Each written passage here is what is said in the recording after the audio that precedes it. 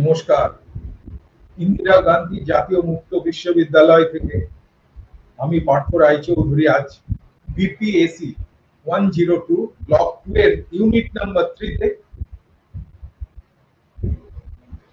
গণপ্রশাসনের জনক উইড্রো উইলসনকে নিয়ে আজকে আলোচনা করব।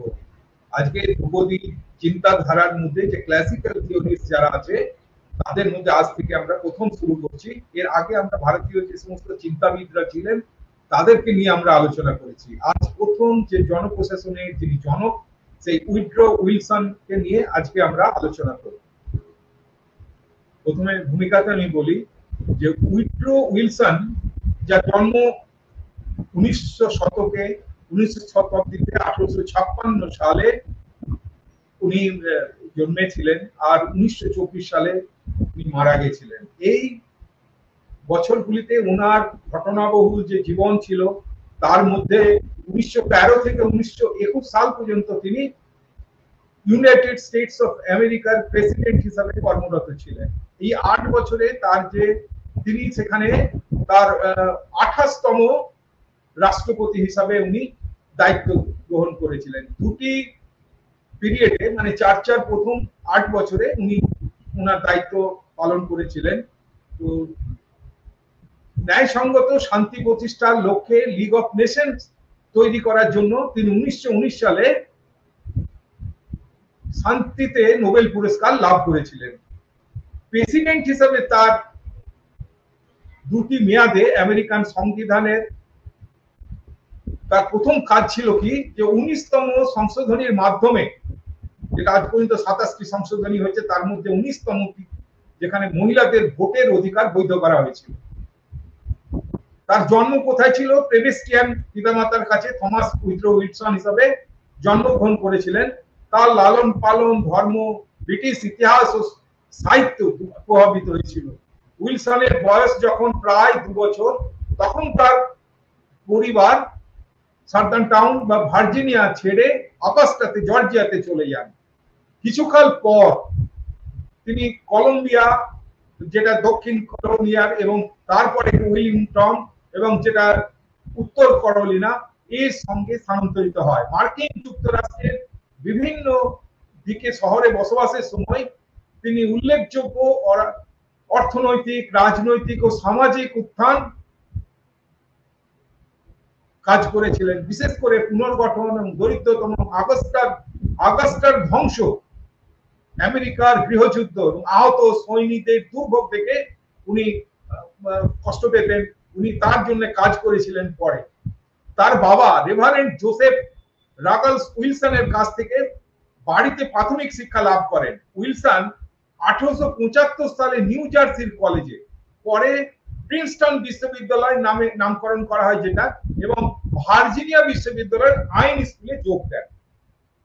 1886 সালে জন হপকিন্স বিশ্ববিদ্যালয় থেকে তিনি ডক্টরেট ডিগ্রি লাভ করেছিলেন।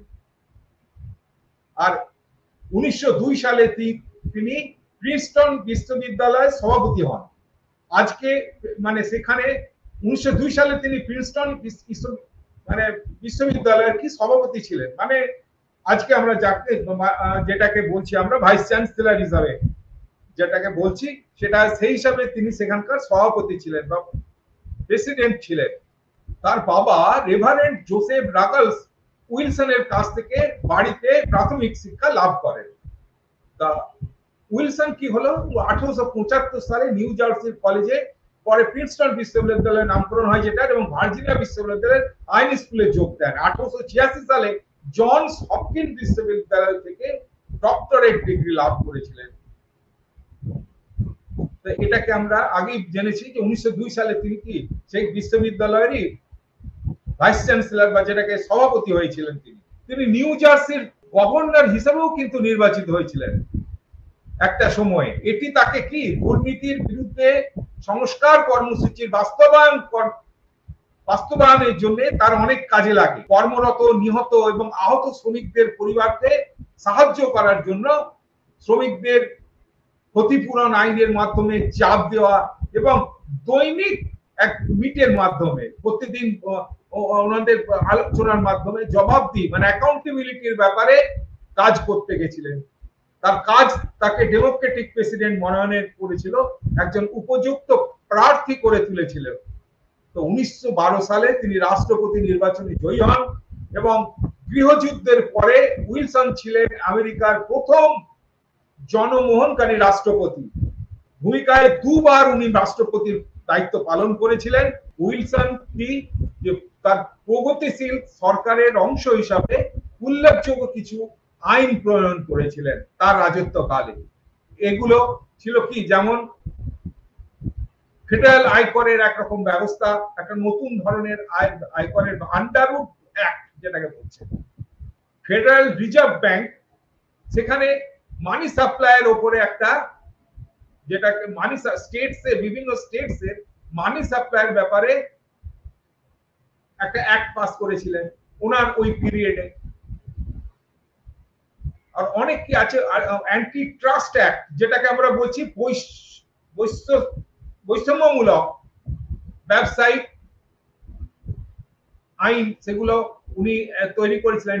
অ্যান্টি ট্রাস্ট অ্যাক্ট, যেটা আজ পর্যন্ত খুব কঠিন, যে কোনো ব্যবসা করতে গেলে অ্যান্টি ট্রাস্ট হলে তাদের অ্যাক্ট অনুযায়ী এমন সমস্ত নিয়ম ছিল যেখানে পার পাওয়া মুশকিল। কোনো কোম্পানি খারাপ কোনো কিছু করতে গেলে সেখানে পারবে না, আইনসঙ্গত এই অ্যান্টি ট্রাস্ট অ্যাক্ট তাকে ধরে ফেলবে, সে অনুযায়ী তার শাস্তি হবে। তাছাড়া উনি কি করেছিলেন, একটা ফেডারেল ট্রাস্ট তৈরি করেছিলেন ট্রেডের জন্য, ব্যবসার জন্য। আর শিশু শ্রমিকদের নিষেধাজ্ঞার জন্য একটা আইন প্রণয়ন করেছিলেন। আবার কি করেছিলেন, দিনে 8 ঘন্টা কাজের জন্য কর্মদিবস তাদের রেল পথ কর্মচারীদের জন্য, মানে রেলের কর্মচারীদের জন্য 8 ঘন্টা কর্ম বেঁধে দিয়েছিলেন সারা দিনে। আগে হয়তো 8 ঘন্টার অনেক বেশি কাজ তাদের করতে হতো।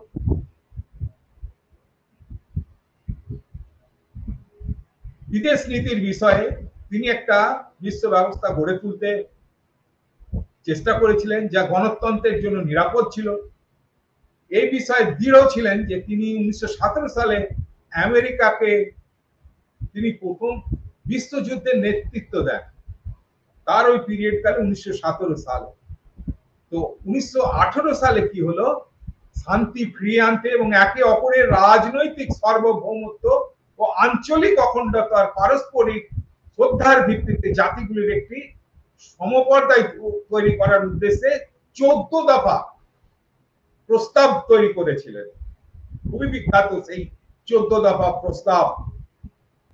তার উইলসনের যুগে আরো কিছু গুরুত্বপূর্ণ উন্নয়ন ছিল, যেগুলোকে বোঝার জন্য কি পাবলিক অ্যাডমিনিস্ট্রেশনের দৃষ্টিভঙ্গি, তার স্টুয়ার্ডশিপের অধীনে প্রথম বিশ্বযুদ্ধের মাধ্যমে মার্কিন যুক্তরাষ্ট্রে যে উন্নয়নগুলি দেখেছিলেন তা অনুসরণ করা প্রয়োজন।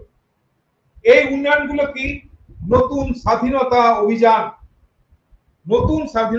অভিযান, এটা ছিল কি উইড্রো উইলসনের প্রেসিডেন্ট নির্বাচনী প্রচার।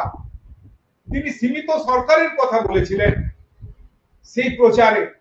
পরে কি এই প্রচারের নীতিগুলি উইলসন একটি বই আকারে নিয়ে তৈরি করেছিলেন। তারপরে কথাটা কি হলো, নতুন স্বাধীনতা অভিযান। তারপরে জাতীয় লিগ অফ নেশন প্রতিষ্ঠায় তিনি অংশগ্রহণ করেছিলেন, লিগ অফ নেশন প্রতিষ্ঠার জন্য, যা কি প্রথম বিশ্বযুদ্ধের সমাপ্তির পরে 1920 সালে প্যারিসে যে শান্তি সম্মেলন হয়েছিল, প্রতিষ্ঠিত হয়েছিল, সেখানে যে প্রাথমিক উদ্দেশ্যগুলির জন্য সংগঠন শিবির স্থাপন করেছিল, তার মধ্যে রয়েছে কি যৌথ নিরাপত্তা এবং নিরস্ত্রীকরণের মাধ্যমে যুদ্ধ প্রতিরোধ ব্যবস্থা। এখানে আরো আলোচনা এবং সালিসির মাধ্যমে কি করে আন্তর্জাতিক বিরোধ নিষ্পত্তি করা যায় এবং বিশ্ব শান্তি বজায় রাখা যায় তার ব্যবস্থা হয়েছিল।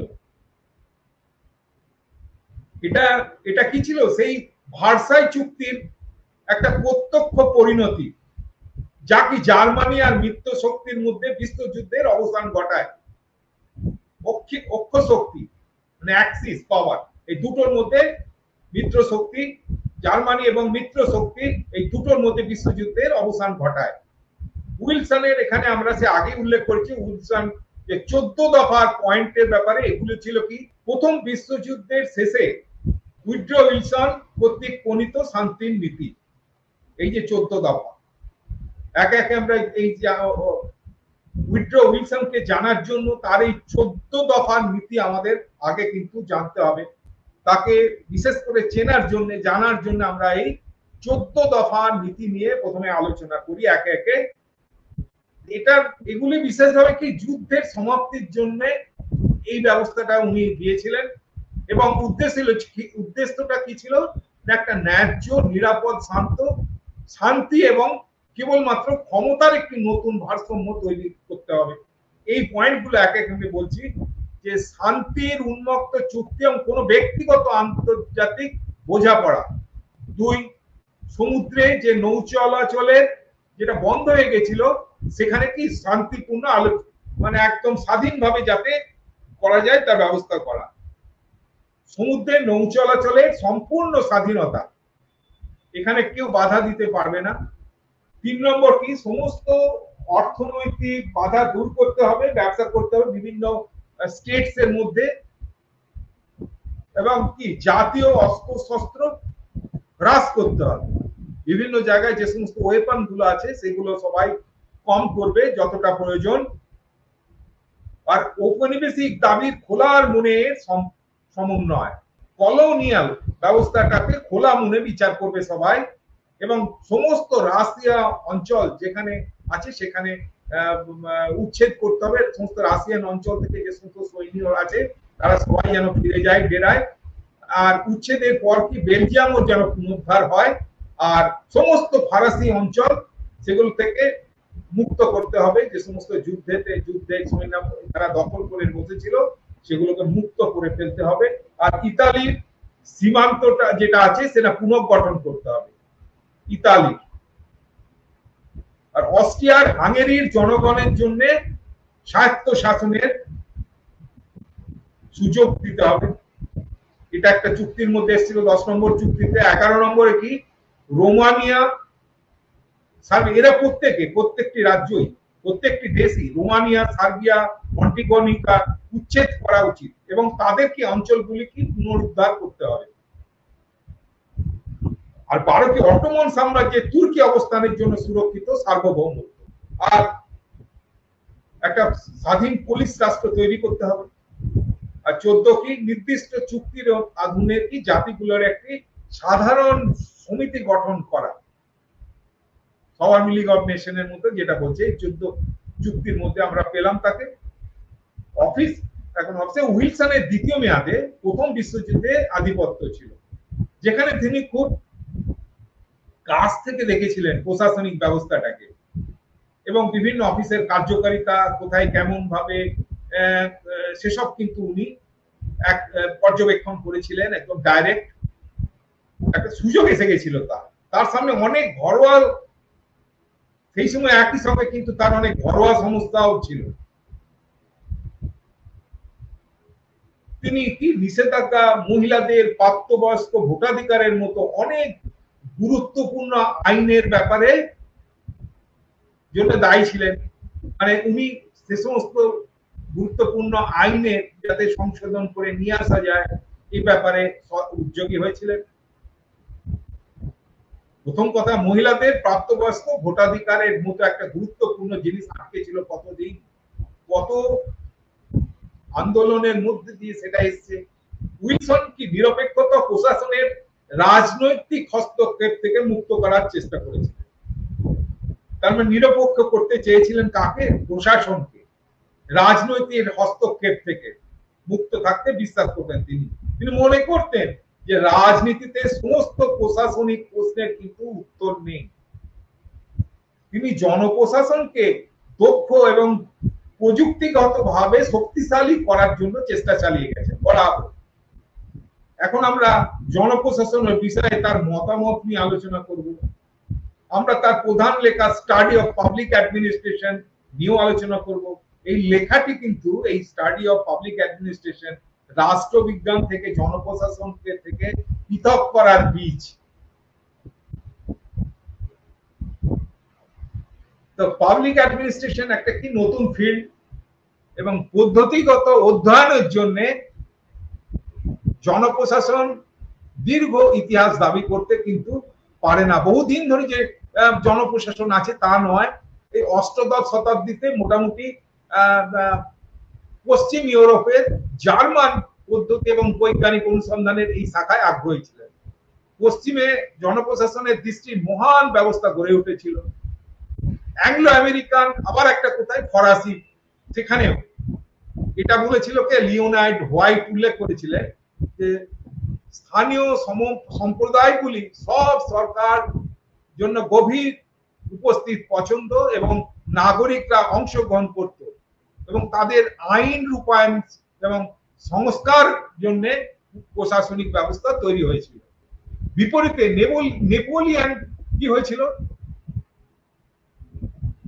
পরিণতি ফরাসি নির্বাহী কর্মক্ষমতার জন্য মানে এক্সিকিউটিভ পাওয়ার আনার জন্য ওখানে কাজকর্ম শুরু হয়েছিল, একটি পৃথক সেটে সেটা কার্যকর করার দায়িত্ব।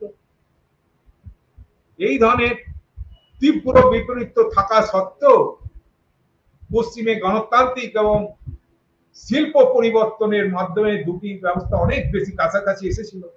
সরকারি কার্যাবলীর সম্প্রসারণের পরিপ্রেক্ষিতে সরকারের ক্রমবর্ধমান গুরুত্বের সঙ্গে জনপ্রশাসনও চলে এলো এবং আরো বেশি জনপ্রশাসন যত জটিল আরো বেশি বিশেষিত হয়ে উঠেছিল।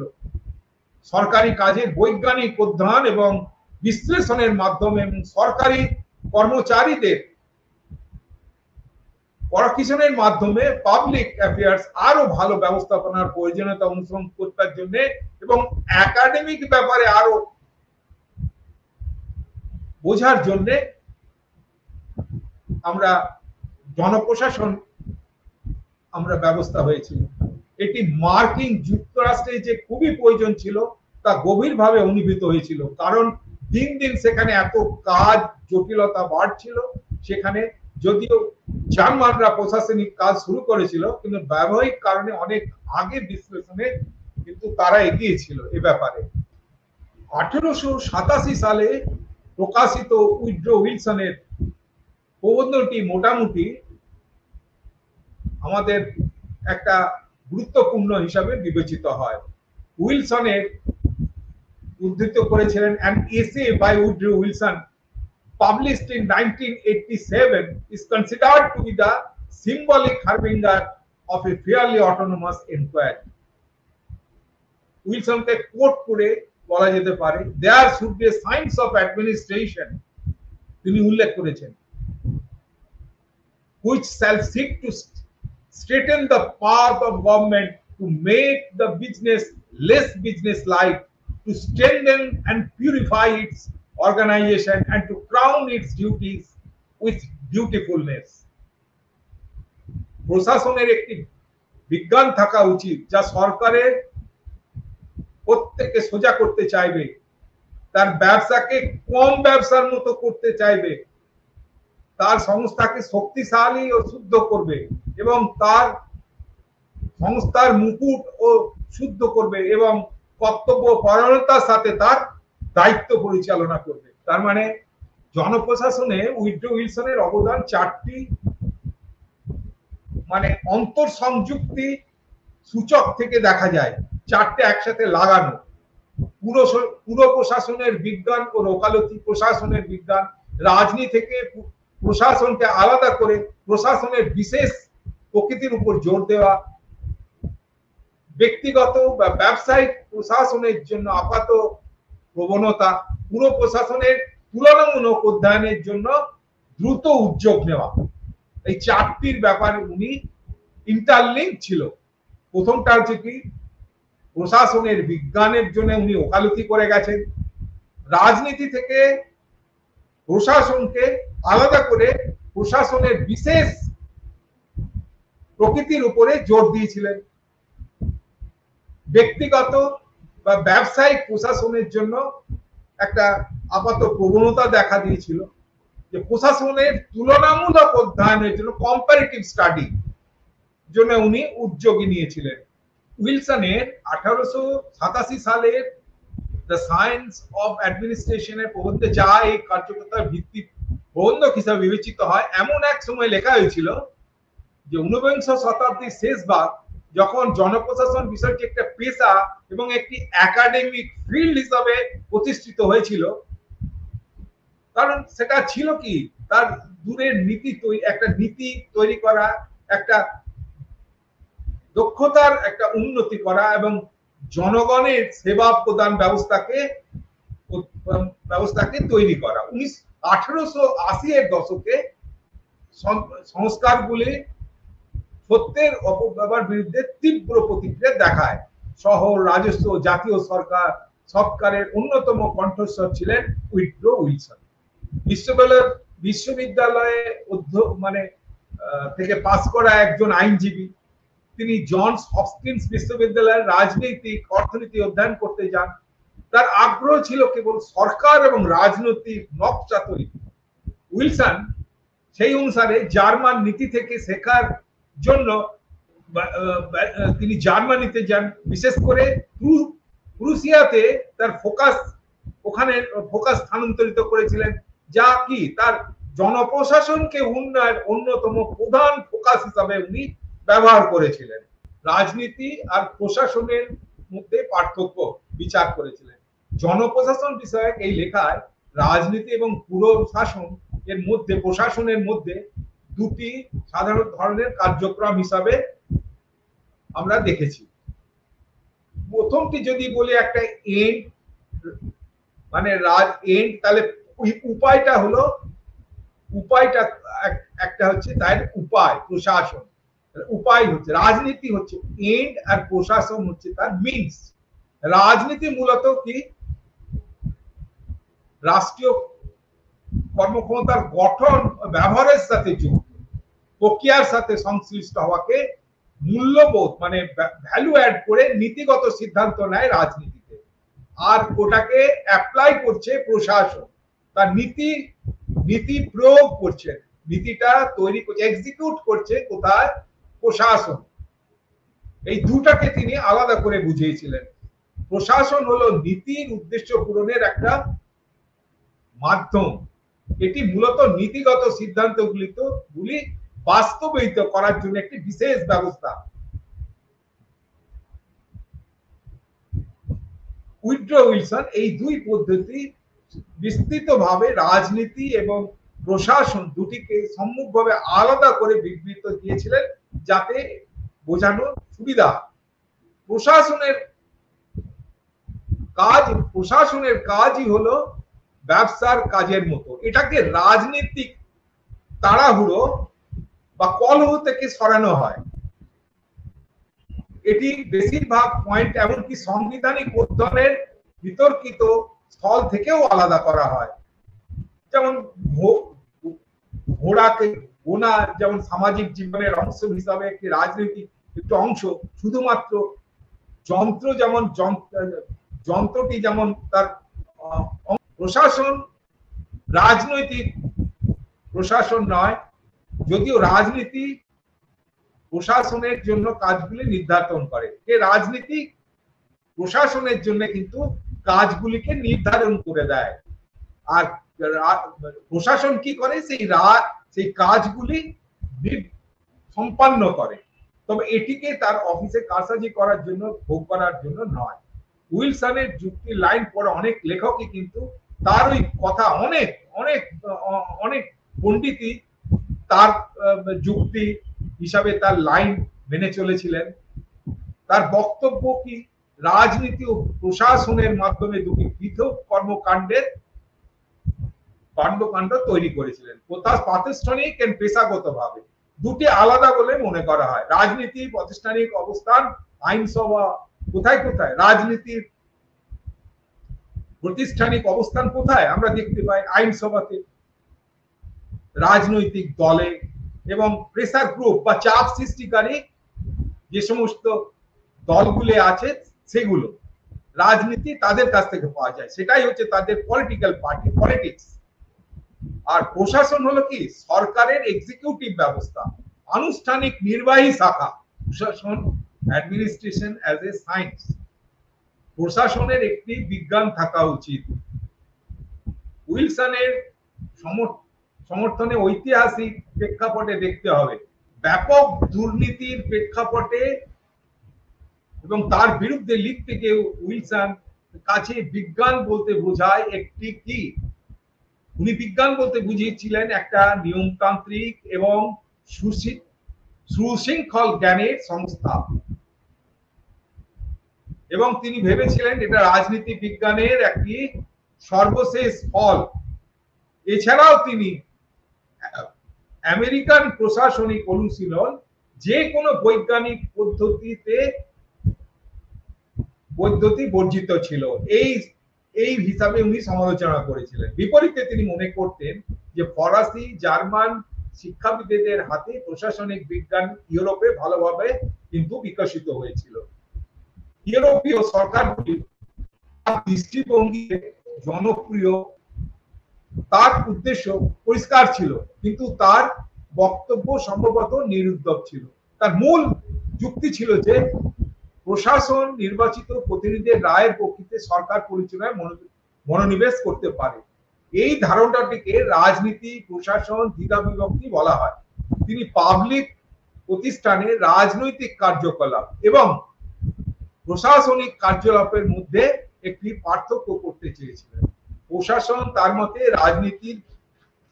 রাজনীতির বাইরে থাকবে এবং প্রশাসনিক বিষয়গুলি রাজনৈতিক প্রশ্ন নয়। যদি উইলসনকে রাজনীতি প্রশাসন দ্বিধাবিভক্তির ধারণা পুনর্ব্যক্ত হিসাবে বিবেচনা করা হয়, তবে এটি শুধুমাত্র একটি একতরফা দৃষ্টিভঙ্গি উপস্থাপন করা ঠিক হবে না। পণ্ডিতগণ যেমন উল্লেখ করেছেন, উইলসন এই সত্যটি সম্পর্কে ভালোভাবে অবগত ছিলেন যে জনপ্রশাসন ছিল মূলত রাজনীতির একটা প্রকৃতি। তিনি ভেতরে ভেতরে কিন্তু বুঝতে পেরেছিলেন যে আসলে জনপ্রশাসন মুক্ত করতে পারবে না রাজনীতিকে।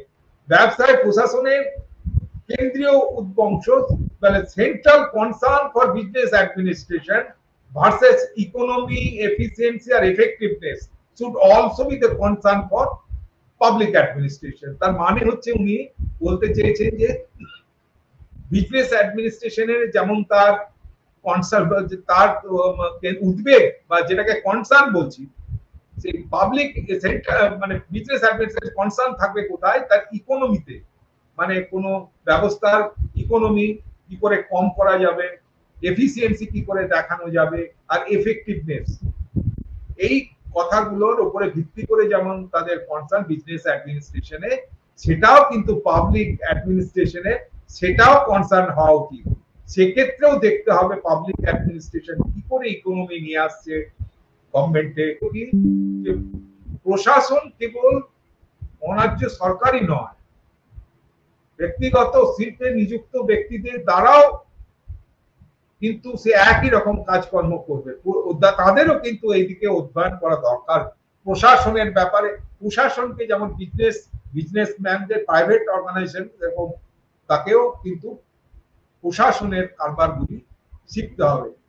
তো উনি কিন্তু আলাদা করে কিছু বলেননি যে ব্যক্তিগত প্রশাসন আর সরকারি প্রশাসন দুটো আলাদা করে করেনি, তিনি দুটোকে একই হিসাবে চোখে দেখেছিলেন।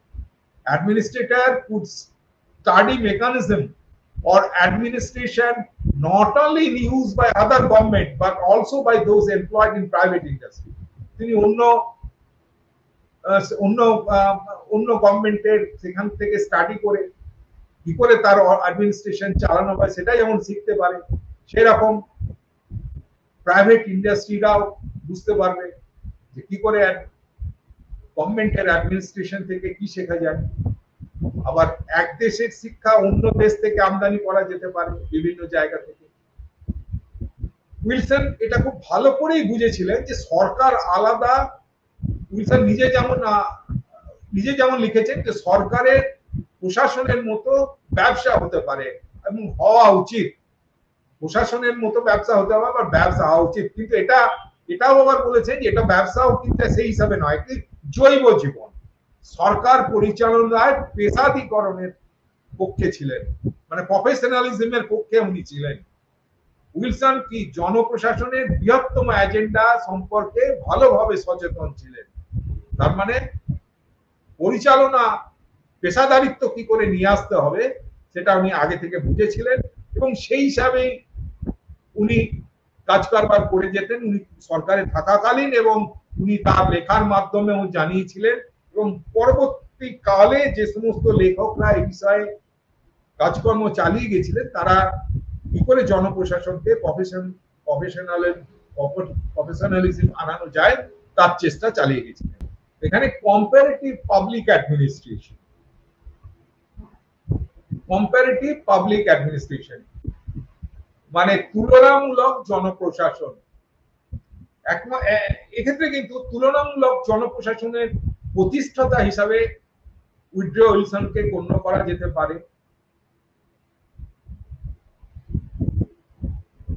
তিনি জার্মান ভাষায় শিখেছিলেন, ওখানে গিয়ে পড়াশোনা করেছিলেন।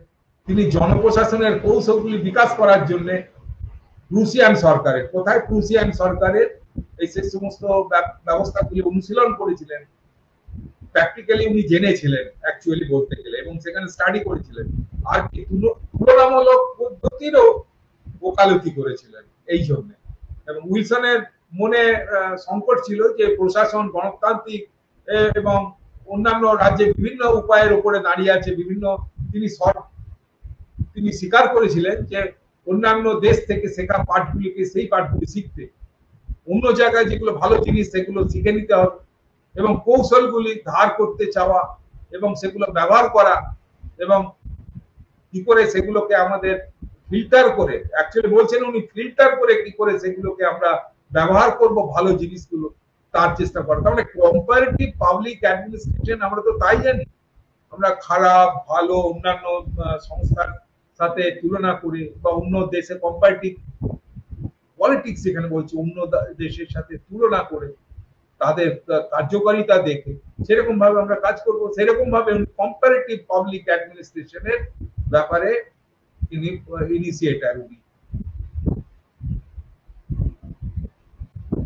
তাদের যে অভিজ্ঞতা সেখান থেকে আমরা অনেক কিছু ভবিষ্যতে শিখতে পারি। সেদিক থেকে আমরা কিন্তু কম্পারেটিভ পাবলিক অ্যাডমিনিস্ট্রেশন আমাদের নিয়ে আসতে হবে জনপ্রশাসনে শেখার ব্যাপারে। তাকে একবার প্রশ্ন করা হয়েছিল যে আমেরিকার পাবলিক অ্যাডমিনিস্ট্রেশন কি অ্যাডুকেট? উইলসন সেখানে বলেছিলেন আমরা আমাদের পায়ের উপরে দাঁড়িয়ে আছি অনেক দিন ধরে, টু স্টাডি নাও। এখন সেটা কি হচ্ছে, এখন সেটা চলছে, এখন সেটা চলাচল করছে। আমরা practical people made so so adapting self, আমরা প্র্যাকটিক্যাল, আমরা সচরাচর ধরে ফেলছি কি করে আমরা সেটাকে অনুকরণ করে শিখে ফেলছি দিনকে দিন। Government by centuries experimental drill আমরা চালিয়েছি, that we are scarcely any longer capable of perceiving the awareness of the particular system we may follow. Just because it is so easy for us to use any system, যে কোনো সিস্টেমকে ব্যবহার করার আমরা উপযোগী হয়ে গেছি। These are straightforward comments that called for an introspection of the current practice of the governance and rectify shortcomings of the American public administration. সচরাচর একটি অ্যাপ্রোচ, স্টুডেন্ট অ্যাপ্রোচ যেটা হবে সেটা কেমন হবে? Philosophical study of administration. আর কি হবে? অর্গানাইজেশন অ্যাডমিনিস্ট্রেশন বেসড অন কি আধুনিক আইডিয়ার উপরে এবং কন্ডিশনের উপরে গড়ে উঠবে। আর কি হিস্টোরিক্যাল কম্পারেটিভ স্টাডির উপরে আমরা আমাদের গভর্নমেন্ট চলবে। এই রকম অ্যাপ্রোচ আমরা করি কেন? তাহলে কি হবে? আমাদের ডেমোক্রেসিটা আরো স্ট্রেনথেন হবে, কঠিন ভিত্তির উপরে দাঁড়াবে। Build structure of policy on majority will, বেশি লোকের মেজরিটি উইলের উপরে দাঁড়িয়ে থাকবে। গুড অ্যাডমিনিস্ট্রেশন, ভালো যাতে ব্যবস্থা হয় ফর অল গভর্নমেন্টস। এন্ড তিনি বলছেন যে সায়েন্সে তুমি ফিল্টার করে নাও এবং অন্য আমেরিকান অন্যান্য দেশ থেকে বা সেখান থেকে তুমি আমদানি করো। এবং মোস্ট ইম্পর্টেন্টলি তিনি চেয়েছিলেন যে science of administration for America should be established upon the principles of democracy. তিনি চেয়েছিলেন প্রিন্সিপাল অফ ডেমোক্রেসির উপরে দাঁড়ায় যেন আমেরিকার প্রশাসন। আর ব্যুরোক্রেটিক মোটিভেশনের ব্যাপারটা উনি যেমন ফিওলের spirit de corps or underlying loyalty to a superior including ministers তার উপরে যেন নির্দিষ্ট করে দাঁড়িয়ে থাকে। In reality, bureaucratic duty to serve the general public was often overshadowed by the tendency of offer obedience to supreme authority. যার কাছে উইলসনের কাছে তিনটি unavoidable bureaucratic dilemma। সেই তিনটে কি? How to serve the interest of community without jeopardizing the benevolence of or favors to superiors. 2 number ki, how to achieve sustenance in abundance and further ambience in a lucrative career without losing honor and character. How to provide service despite best effort and talents at the local as well as the national level. তো সেদিক থেকে উপসংহার টানতে গেলে আমরা প্রথমে বলি কি যে উইলসন ছিলেন একজন পণ্ডিত প্রশাসক, যিনি একদিকে যেমন প্র্যাকটিক্যালি যেমন উনি এগিয়েছিলেন, প্র্যাকটিক্যাল দেখেই দিয়ে গেছেন, এবং এক সাথে সাথে তিনি যে সমস্ত কাজগুলো উনি শুরু করেছিলেন সেগুলো প্র্যাকটিক্যালও ছিলেন এবং অনুশীলন করে গেছেন সবসময়, এবং যে কাজ করেছেন সেক্ষেত্রে গভীরভাবে কিন্তু নিমগ্ন ছিলেন। তার লেখাগুলো তার সময়ে সরব এবং মেজাজের দরবারে নির্ধারিত ছিল। পিটার সেলফ বলেছেন, পিটার সেলফ তার কোন বইতে administrative theories and politics by Peter Self, তার যে বই, সেখানে পর্যবেক্ষণ তার মৌলিক অনুমান ছিল কি প্রশাসনিক উপায়ে একটি স্বয়ংসম্পূর্ণ বিজ্ঞান রচনা করেছিলেন। তার মৌলিক অনুমান ছিল যে কি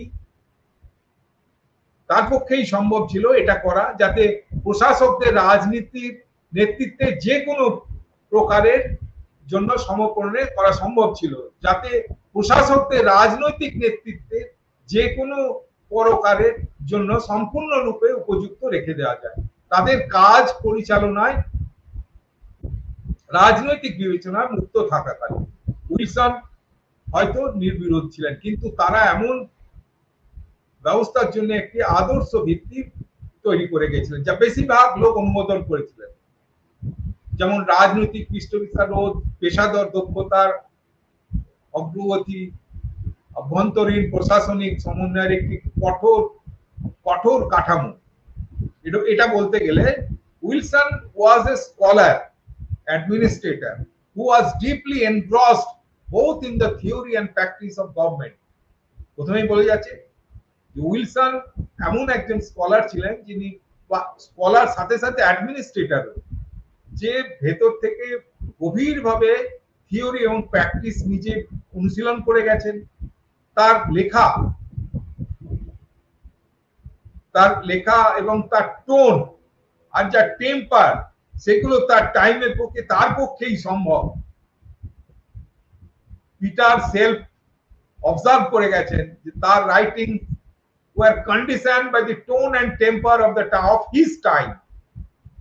His basic postulate ছিল কি that it was possible to achieve a self-sufficient science of administrative means. Peter Self বলেছেন তার উদ্দেশ্য ছিল একটা অ্যাচিভ করা, কিসের অ্যাচিভ করা? একটা সায়েন্সের, একটা বিজ্ঞান, অ্যাডমিনিস্ট্রেটিভ মিনসের একটা বিজ্ঞান, যেটা তৈরি হবে কি to leave administrator perfectly amenable to political leadership. যেটা কেমন ভাবে হবে, যেটা পলিটিক্যাল লিডারশিপ দিয়ে কখনোই তারা কিন্তু ভেঙে পড়বে না। Free, they should be free while remaining free of political consideration in conduct of their work. কাজ চালু করার সময় সে যে কোনো রাজনৈতিক বশ্যতা স্বীকার করবে না যে কোনো রকম। উইলসনের theory may have been named, তার উইলসনের থিওরি যদিও নেম হতে পারে,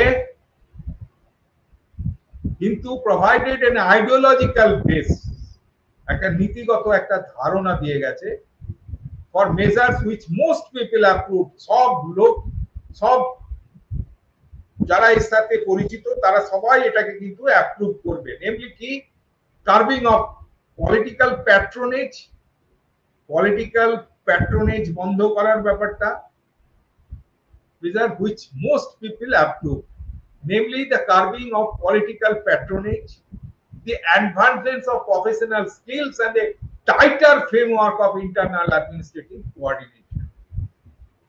কঠোর কাঠামো, পেশাদারিত্বে, পলিটিক্যাল প্যাট্রোনেজ যেমন বন্ধ করেছিলেন তেমনি অ্যাডভান্স করেছিলেন প্রফেশনাল স্কিল দিয়ে কি করে প্রশাসনকে চালাতে হবে, and a tighter framework of internal administrative coordination, অভ্যন্তরীণ কোঅর্ডিনেশন অ্যাডমিনিস্ট্রেটিভ চালানোর জন্য। তাই আজকে আমরা বলতে পারি যে জনপ্রশাসনের এই কারণেই আজ উইড্রো উইলসনকে পাবলিক অ্যাডমিনিস্ট্রেশনের ফাদার হিসেবে গণ্য করা হয়। ফাদার অফ পাবলিক অ্যাডমিনিস্ট্রেশন, জনপ্রশাসনের জনক। ধন্যবাদ, থ্যাংক ইউ।